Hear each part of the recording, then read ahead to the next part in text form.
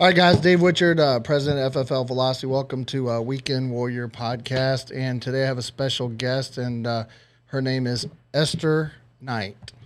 Say hello. Hi. Oh, wrong button. I always do that. That's We're going to give you a cheer. We'll give you music, too. Thank you. We can do whatever we want, right? So, Esther, how long? So, you've been here, you came on part-time at first, Right. and then transitioned to full-time. And then tell us a little bit about your story and, your background, that kind of thing. Yeah. So I actually, I was born in a small town, Chambersburg, Pennsylvania. Really, really small town. But with that being said, I have worked in the hospitality business it's been at least 20 plus years. So a pretty long time with that.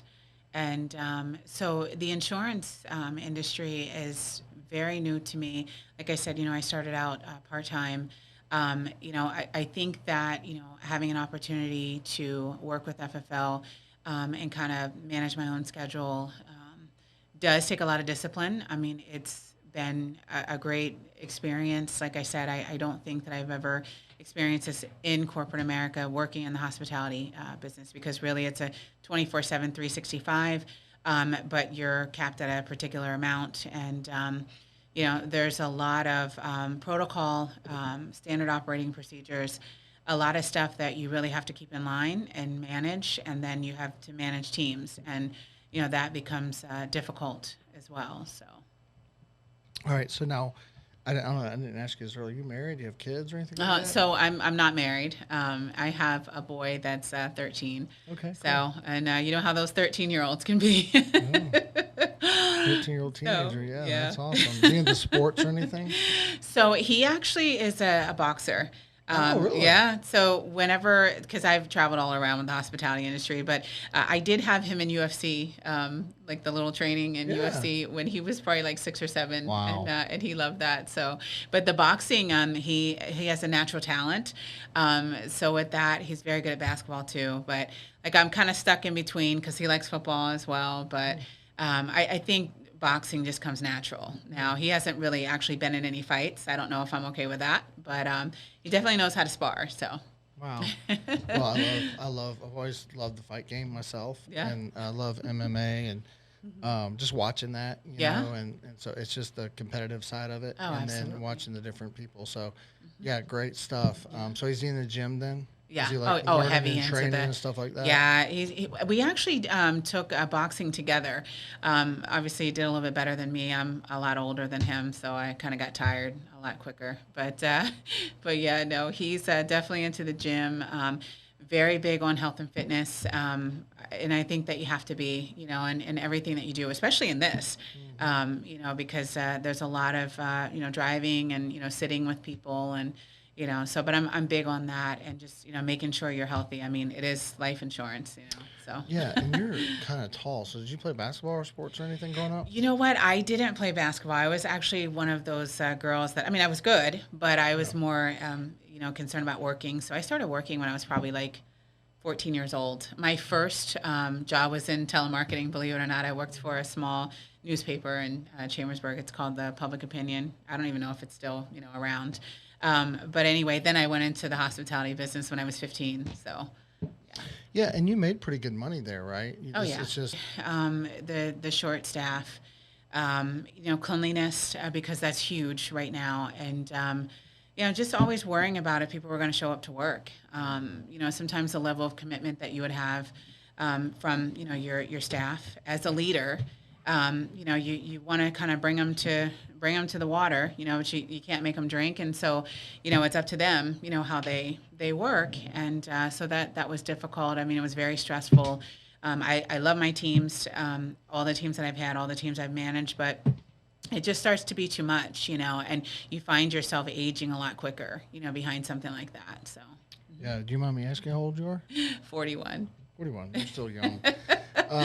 Well, it's nice to have you here, and I know you work with your brother John. You're on Neil McMahon and those guys, and they're growing really fast. What are your goals like moving forward, and what have you found about FFL as far as like, because people are watching, they're like, hey, is this part time? I want to start part time, or I want to transition. Now you're full time, and what are some things that you've noticed and you've seen that are real?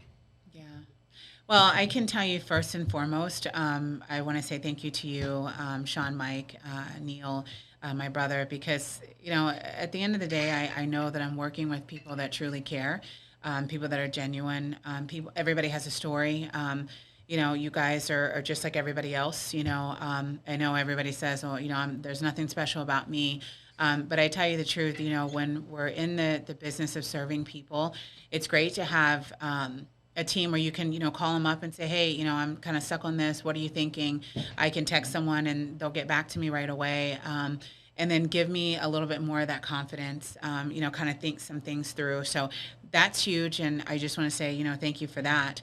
Not everybody has a good financial situation. And, sometimes, you get around the holidays, other types of things going on, end of the month, people are really scraping. And, I got to tell you, with this business, there are those ups and downs, but I tell you, when you really work for it and you know that you've been working for it, it certainly pays off. So that's something that never to discredit, what's out there, what's available. You just have to be willing to work. And I think that that's the biggest problem is that, we can't expect to get something for nothing. It's just not going to happen. So. Well, that's true. And, we're very transparent about that. It's hard work, right? I mean, if you work hard, you're going to be successful here. You work hard. And if you're teachable and coachable, follow the system, you'd say that anyone can do this, right? Oh, absolutely. You know what? It felt really good. And the fact that everyone was supporting me behind that, because they know that I've been working towards that. And, like I said, you have the ups and downs, but when that happens, it's just an energy, it's an adrenaline. Like I said, What are some of your goals moving forward? I mean, I know you're recruiting some and growing a team. I think that's something you want to do, right? Oh, right? absolutely. Yeah. I definitely want to work on that. Mm-hmm. Yeah. Well, and I know that about you. So when I first met her today, she was like smiling. She's so excited to be here and stuff like that. And I think that's the thing I would always try to share about our company is that we do have that heart for serving people. And I know that I say a lot, like, if you're willing to work hard, you're willing to serve people, and you have a heart for people, you're going to win here. I mean, at the end of the day, and it actually makes it. Would you say, okay, so when your mindset is to go out and serve people versus, hey, I need to make money, do you think, what changes there? Oh, my goodness. You know what? I tell you, it always has to be about people first. It has to be about, putting them in a better situation than what you found them. And, making sure that their family is going to be taken care of. I mean, whatever it is that they're wanting, whether it's final expense or leaving a legacy or something like that, you have to be able to follow through with them for that. And, you can't sit and worry about the money. I mean, I think that if you're only geared around that, you're going to have a hard time, with this. And like I said, it's something that just comes off. I am extremely genuine. I can tell you that even in a lot of the homes, the pets love me, and it's great because I've seen some pretty big dogs, running at me. I'm like, oh God, please no. But no, all of them have been friendly, and so I definitely have been blessed to be a part of this, and have that type of success. And like I said, my success has more to do with being able to take care of people. So yeah. Where do you see yourself going with FFL, and what are some of your goals for 2022? Yeah. Have you, and I don't know if you've really thought about that because you're like, hey, I'm still new. What do I do? Yeah. We know that if a person truly wants to and they can work hard and they're willing to invest and listen, you can do that. And you invest it back in. If you want to build a big agency, you can do that. And you can do that, get to $1 million less than a year. And you've got, Neil, who's about to hit that board member. Your brother's growing. Eric, Madi. You got a whole team there of people that are there to help you. Absolutely. Well, I can tell you that I do really want to get into more of the recruiting. We were just kind of talking about some of the things that you've accomplished, and like I said, just being able to sit with someone that has been so successful, has worked hard to get where you are. I know that that's definitely possible. I will tell you, though, I think with the recruiting and sometimes just presenting this opportunity to people, like you said, it really does have a lot to do with working and really putting, blood, sweat, and tears into this whole thing. There's days when I'm running 10-hour days, and driving around and, I'm on the phones and, all day or whatever the case may be, if I'm doing a telesale or whatever it is, but you really have to be focused. And it's got to be about, taking care of people. And, there's a lot of hours that you're clocking. And again, though, if you're doing this from the heart, it's not an issue. But there is a certain amount of discipline. You've got to have your schedule straight. You got to be committed to doing it. And I think that to come out front and just let people know that, it could, be a situation where it could help or hurt you. Maybe someone's interested in that. Maybe someone's not interested in that. I mean, what I find is that when you are a W-2, sometimes, I mean, you're paid what you're paid, regardless of how much you give. It doesn't matter so much about effort. And with this, if the effort's not there, you're definitely not going to see the results that you want to see. Yeah, I mean, and we're clear. So like you're watching this, you're brand new. So like they tell you to buy leads. And could you talk about what what you've done to be successful? I mean, because some people are watching this are like a single mom at home, maybe, right? Yeah. Maybe they have a teenager like you do. And maybe they're like, man, I'm in this industry or whatever. And they're wondering, well, but can I do that? And they could reach out to you and get started. And you have the track record already. You actually started part-time and then you went to full-time. And now, when people think about it and like lead costs and all of that, a lot of people don't want to have to put something into it, but I don't know what type of business that you can run where you're not going to have to invest something. Believe me, working in the industry that I came from, there was a lot of expenses, a lot of overhead, just to kind of keep the business running. And from an operational standpoint, I mean, there's a lot that, you have to give. And when you're looking at that return on investment, I mean, you're hoping that pans out. But I know that for us within the first year, you really got to keep your head down and you really got to focus. And because, chargebacks are going to come, you're going to have some of those other things. But I think that if you keep up the activity, you stay motivated, you stay committed to it. A lot of times, in the beginning when I was a little kind of nervous about things or, you'd have, get no-showed or you'd have canceled appointments or something like that, sometimes you think about what you did before. And I'm like, for me right now, I'll take that because I know that tomorrow's going to be a better day, and that's how you have to think. You can never be down, on yourself because it's going to happen. And I've talked to a lot of entrepreneurs that do other types of business, and that's what they all say. And they think that we have a great thing here. I mean, just talking to them about what I'm doing, they're super excited about it because, there's so much opportunity there. As we kind of wrap this up, what are some other things, anything you want to share? Somebody's watching this, they may want to come work with you. You're in Phoenix, but you can work with her from anywhere. You're in the hospitality industry. You want to work with somebody in that industry. Here's Esther. She's a single mom. Like I said, not that, I mean, I'm just saying people relate to different people, right? So they want to come work with you. But what are some other things you just want to share about FFL, the team, whatever you want to talk about? Yeah, I think that it's important to just let everyone know that Family First Life is a great opportunity, number one.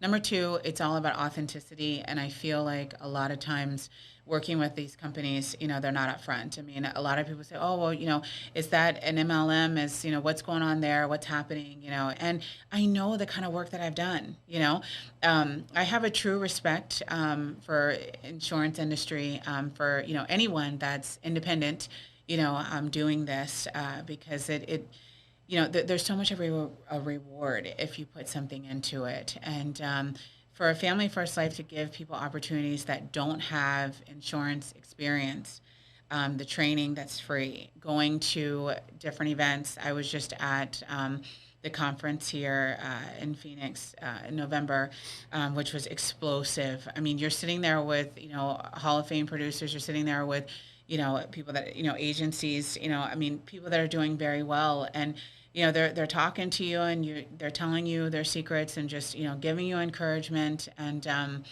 I mean, it's such a great thing to experience. I mean, usually when you go to some of these conferences, you have to pay, in order to be there. I've never paid for any of the FFL trainings that I've had. And then even sometimes when you're driving to appointments, to be able to listen to Andrew Taylor yourself or, Paul McLean or Sean Mike, even, like on Saturdays with the Q&A. I mean, it's good to be able to hear that because I will tell you that when I, have gone out on some weekends and listening to Sean Mike, I was headed to an appointment and after hearing him and just the fire and, just the passion there, I was able to go and write, several people in a house. And I mean, it's something, to be said about that, and to have people that are all on the same energy wavelength, I mean, I will tell you one thing that is, I think, something that people have to look out for is that you really have to surround yourself with positive people. You really have to, and that's what you get with FFL. Everybody that is with FFL that is doing anything, that has experienced any type of success is extremely helpful. They're extremely engaging, and there's so much to be built up behind what they're saying. I mean, they will push you to be better.